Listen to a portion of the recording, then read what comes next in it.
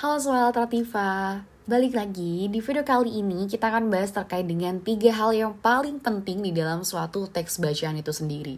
Nah, jadi teman-teman, di dalam suatu bacaan kita mengenal ada 3, ada tema, ada topik, dan judul. Nah, di dalam suatu teks bacaan tentu kan ada gambaran umumnya, lalu ada penjelas-penjelasnya. Nah, sebelum kita menentukan ingin membuat suatu artikel atau suatu bacaan, kita harus menentukan dulu nih 3 hal ini. Nah, di sini teman-teman aku membuat segitiga yang terbalik ya, yang mana semakin ke bawah atau semakin mengerucut itu semakin spesifik. Jadi sebenarnya yang pertama terkait dengan tema. Tema itu apa sih? Nah, tema ini teman-teman dia ada di posisi paling atas, yakni dia paling luas atau paling umum. Lalu ada topik di mana dia lebih sempit daripada tema. Lalu ada yang terakhir terkait dengan judul. Nah, kalau judul dia itu paling spesifik di antara ketiga tadi, teman-teman. Seperti itu. Nah, di sini lebih ke arah ruang lingkup atau cangkupannya yang kita bisa mengidentifikasi 3 perbedaan dari tema, topik, dan judul. Nanti kita akan bahas satu persatu teman-teman. Tapi di video kali ini kita akan coba fokuskan pada apa itu tema terlebih dahulu. Nah, di sini kita coba bahas terkait dengan tema ya. Oke, kita mulai dari pengertian tema itu sendiri. Jadi tema itu adalah sebuah ide atau gagasan pokok mengenai suatu hal. Nah, tema itu berupa gambaran besar dari bahasan di suatu artikel atau teks bacaan.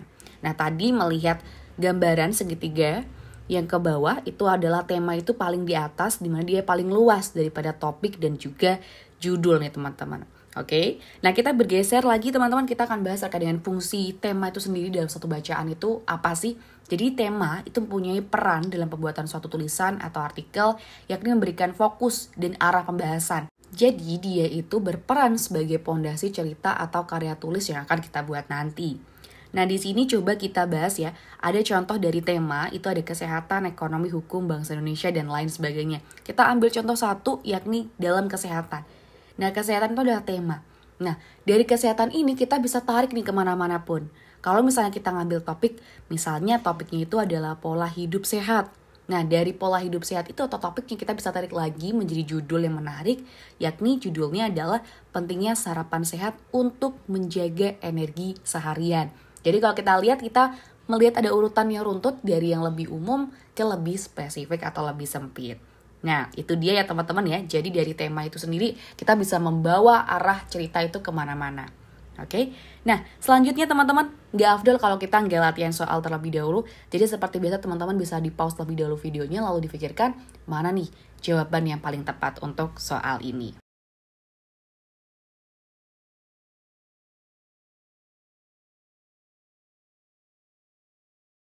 Oke, kita mulai bahas ya teman-teman ya. Ada pertanyaan, tema dari kutipan teks di atas adalah. Nah, kalau kita disuguhkan suatu teks bacaan teman-teman, dan kita disuruh mencari tema, tentu teman-teman harus memahami ya, apa sih sebenarnya isi dari bacaan tersebut, apa sih yang dibicarakan, apa sih yang dibahas. Setelah itu baru kita bisa coba tarik apa pokok bahasannya. Nah, setelah kita coba untuk analisis kutipan teks teman-teman, kita mungkin akan mengambil petunjuk yang ada dalam teks. Di sini ada kata mantan suaminya. Lalu ketika kita coba lihat lagi ya, ada satu dialog yang memberikan pernyataan hak asuh dia akan jatuh kepada putraku. Setelah itu kita juga melihat di sini ada dialog lagi ya. Aku yang melahirkannya, jadi hak asuh dia akan jatuh padaku. Nah, kalimat-kalimat ini teman-teman itu menunjukkan bahwa ada inti permasalahan nih di dalam teks bacaan tersebut. Ada hal yang sangat urgent di teman-teman di sini, yakni terkait dengan ada hak asuh, dan hak asuh. Selanjutnya coba kita identifikasi nih, kita coba untuk seleksi opsi mana sih yang paling tepat sebagai tema dari kutipan teks di atas ini. Kita melihat dari yang pertama, ada terkait dengan perceraian, masalah ekonomi, masalah perebutan hak asuh anak, dan perselingkuhan. Oke, kita coba analisis opsi dari yang pertama yakni perceraian. Nah, sebenarnya perceraian di sini apakah masuk ke dalam tema kutipan tadi? Itu tidak, teman-teman. Karena perceraian di sini itu meskipun tadi ada konteks terkait dengan perceraian, tapi ini hanya latar belakangnya saja, bukan menjadi inti konfliknya, teman-teman. Akan tetapi, di dalam teks ini itu lebih membahas terkait dengan konflik setelah perceraian, yang mana kata yang sering kali disebut adalah hak asuh. Jika kita tarik simpulan teman-teman, di sini terkait dengan perebutan hak asuh anak. Oke, kita coba identifikasi lagi opsi yang lainnya terkait dengan masalah ekonomi.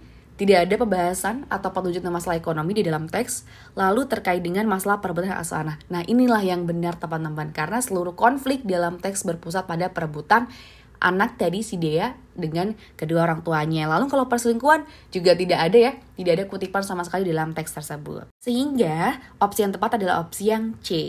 Oke, segitu di video kali ini, see you di next video.